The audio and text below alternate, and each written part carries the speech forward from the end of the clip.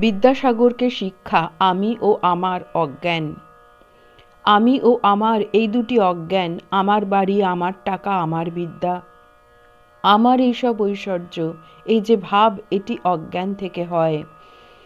হে ঈশ্বর, তুমি কর্তা, আর এই সব তোমার জিনিস। বাড়ি, পরিবার, ছেলেপুলে, লোকজন, বন্ধু বান্ধব, এসব তোমার জিনিস। এ ভাব জ্ঞান থেকে হয়।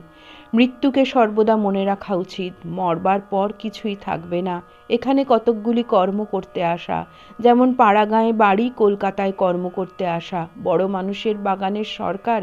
বাগান যদি কেউ দেখতে আসে তাহলে বলে এ বাগানটি আমাদের, এ পুকুর আমাদের পুকুর। কিন্তু কোনো দোষ দেখে বাবু যদি ছাড়িয়ে দেয়, তার আমের সিন্দুকটাও লয়ে যাবার যোগ্যতা থাকে না। দরোয়ানকে দিয়ে সিন্দুকটা পাঠিয়ে দেয়। ভগবান দুই কথায় হাসেন। কবিরাজ যখন রোগীর মাকে বলে, মা ভয় কি, আমি তোমার ছেলেকে ভালো করে দিব, তখন একবার হাসেন। এই বলে হাসেন আমি মারছি, আর এ কিনা বলে আমি বাঁচাবো।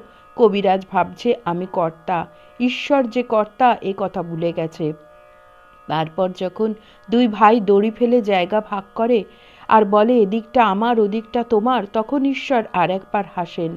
এই মনে করে হাসেন, জগৎ ব্রহ্মাণ্ড, কিন্তু ওরা বলছে আমার জগৎ, এ জায়গা তোমার, এ জায়গা আমার, জগৎ ব্রহ্মাণ্ড আমার। জয় ঠাকুর।